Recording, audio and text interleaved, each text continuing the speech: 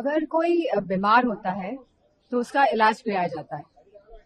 तो कहीं ना कहीं ये बच्चे ये बताने आए थे संसद भवन तक, उनका मार्च इसीलिए था कि वो सरकार को बताना चाहते थे कि आपका सिस्टम एक तरीके से बीमार पड़ गया है, काम नहीं कर रहा है ढंग से, उनके हितों के बारे में नहीं सोच रहा है।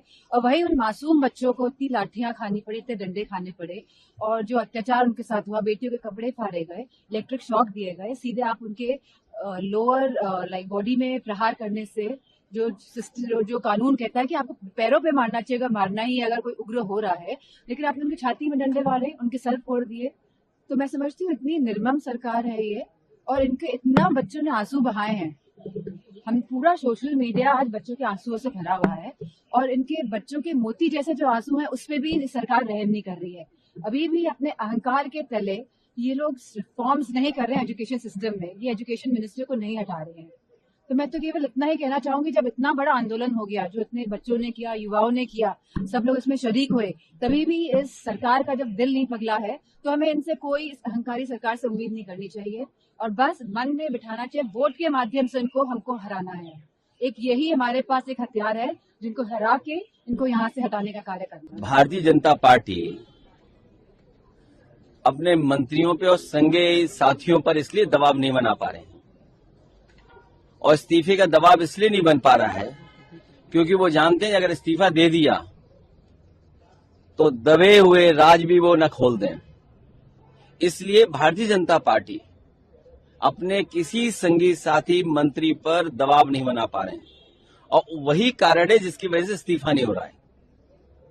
इस्तीफा देने वाले कहीं दबे हुए राज न खोल दें, इसलिए किसी का इस्तीफा नहीं हो रहा है। और जो कल छात्रों के साथ, युवाओं के साथ हुआ है, कोई कल्पना नहीं कर सकता था कि आजादी के बाद इस तरह का व्यवहार किसी सरकार ने किया हो। सर पर चोट है, आंसू गैस के गोले चले, लोगों के सर पे टांके आए हैं, पैरों की हड्डी टूटी है, हाथ की हड्डी टूटी है, या टांके आए हैं।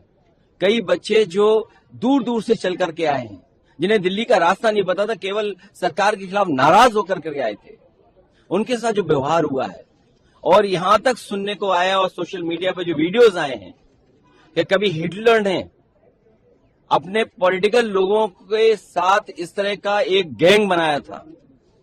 लगता है इस तरह के लोग थे जो प्राइवेट ड्रेस में थे और लाठी लेकर के लोगों को मार रहे थे। ये कभी स्वीकार नहीं हो सकता है लोकतंत्र में। हम लोगों ने उस दिन भी विरोध किया, आज भी विरोध कर रहे हैं, और ऐसी सरकार को हटाने के लिए लगातार हम लोग लड़ते रहेंगे।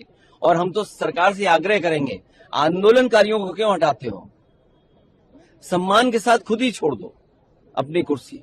अब इन दोनों के क्या क्या कह रहे हैं इससे मुझे कोई कमेंट नहीं करना है, लेकिन अगर युवाओं के साथ हैं तो लड़के अनशन पे क्यों बैठे हुए हैं?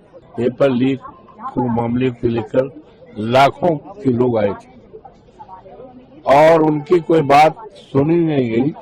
सुनने के बावजूद जो है उनके ऊपर लाठीचार्ज हुआ, उनका पैर तोड़ा गया, उनके सिर से खून बहाया गया। ये और सबसे बड़ा मुद्दा है वो है मर्यादा पुरुषोत्तम राम की धरती अयोध्या।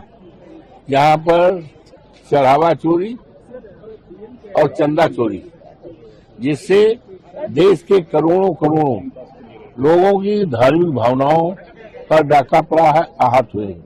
ये बड़ा मुद्दा है और इस मुद्दे जो राष्ट्रीय मुद्दा है, ये इस पर चर्चा, और जो जिम्मेदार लोग हैं, जो कस्टोडियन हैं, उनको सरकार बचाने का काम कर रही। ये तो और हम सौभाग्यशाली हैं कि मेरा तो लोग 6.25 जनपद मर्यादा पुरुषोत्तम अयोध्या का है। वहाँ के देवतुल जनता ने, देवतुल मतदाताओं ने हमें सांसद बनाया है, और ये अयोध्या मर्यादा पुरुषोत्तम राम की मर्यादा जो है, उसको मर्यादा को ये भारतीय जनता पार्टी के लोगों ने कलंकित करने का काम किया है। इसके लिए लगातार मांग कर रहे थे हमारे नेता माननीय अखिलेश जी, जिन्होंने खुलासा किया, हमारे राष्ट्रीय अध्यक्ष जी ने खुलासा किया, लेकिन उस पर आज तक लीपा पोती हो रही। माननीय सुप्रीम कोर्ट ने संज्ञान लिया है। मुझे उम्मीद है कि जो चंदा चोर है, चढ़ाव चोर है, बचने नहीं पाएंगे।